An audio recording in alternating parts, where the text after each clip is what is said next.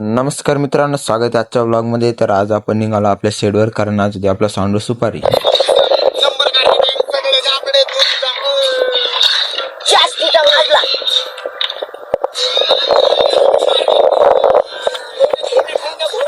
रात सगळे दररोजच ऐकतात, म्हणलं बा जाऊ दे आता आजच्या दिवस काय नका. मग घेतली आपण गाडी आणि निघालो आपल्या मेन स्पॉटवर. तिथं आले की सगळं आपली सेटिंग करून घेतली. मग नंतर मग इकडे आलो, इथं चालू तिने वर्ध्याला हळद लावणं. मग आता शो चालू झाला आपला.